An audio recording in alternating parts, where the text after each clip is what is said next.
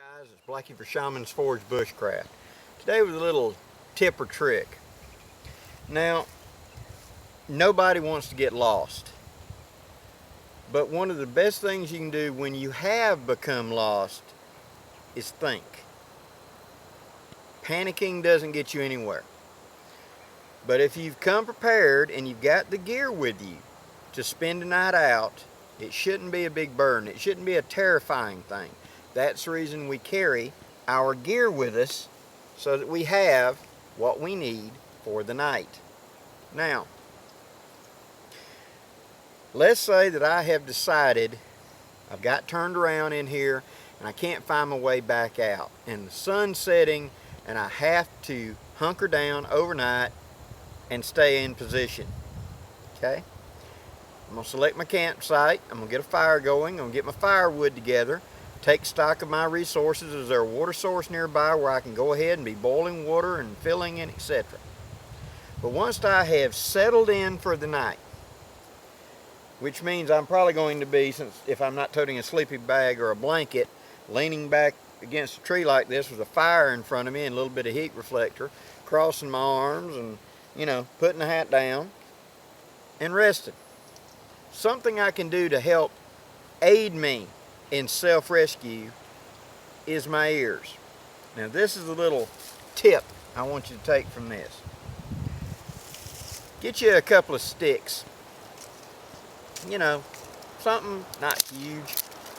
Just a couple of sticks, 4, 5, 6, 7, whatever you want to do. And while you're sitting there around the fire at the beginning, I want you to take and put a point on them. Nothing big and major, just hook and start putting a point. You want to make a little dart that you can stick in the ground real easily without any trouble. Doesn't take hardly any effort, especially if you're using a kukri. Now, once I've got a few of those, what a lot of people don't realize is you're immersed in sound all the time, so we kind of tend to ignore it. I'm near a major helicopter base, so I ignore the fact there's a helicopter overhead a lot of times. But if you're not, thinking about it, there's a lot of indicator sounds around you that you're ignoring. So, let's say I'm in this survival scenario that I've just mentioned, and I'm sitting here by my fire. And it's got to be, 9 or 10 o'clock at night. The wood's kind of quiet down. Not dead silent anymore. And over the sound of nature, of the birds chirping and everything, me sitting here, in the distance that way, I hear a truck going up a highway.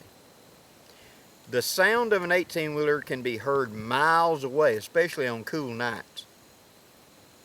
So in that direction right there, I hear a vehicle. I take my stick and I stick it in the ground, pointing in the direction the sound is coming from. And I sit there and I pay attention and I listen. Half hour from now, I hear something this way.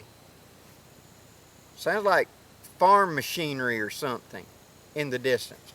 I take one of my sticks and I point it toward the sound, making sure that it's a reference point. A few more minutes, I hear another 18-wheeler over that way, and I stick.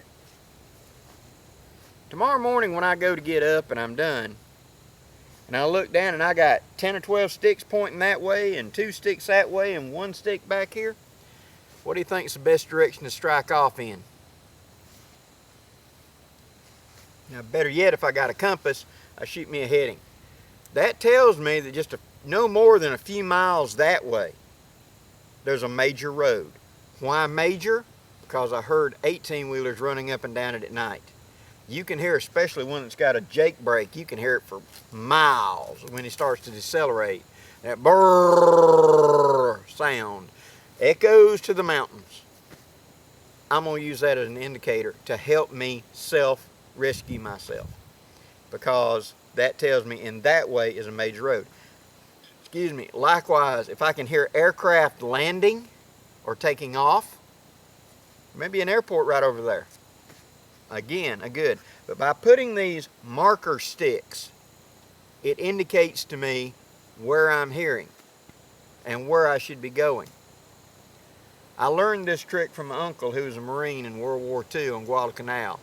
And he said that they used this when they were in the foxholes at night. If they would hear noises that way, they'd stick a stick pointing that way. So at sunup, you could tell enemy activity had been over there. Because in the dark, you know, it's hard to tell where exact. It's reason you stick that stick pointed to where you believe the sound is coming from.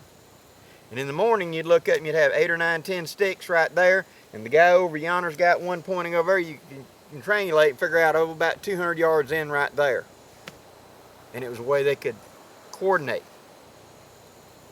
I use it for self-res, for self-rescue. I want to use my ears as well as everything else. And if I've got to sit here and hunker down to make it through the night, then I definitely want to be using my ears, because that sound can travel for miles. Likewise, look. If you're in an open area and over yonder, I can see a car headlights. Mark it.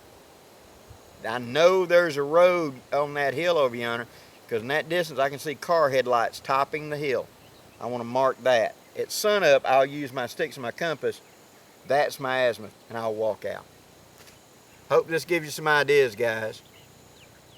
Please leave your comments, suggestions, questions. I'd love to hear from you. I'm Blackie for Shaman's Forge Bushcraft, wishing you safe journeys. Have a great day, guys.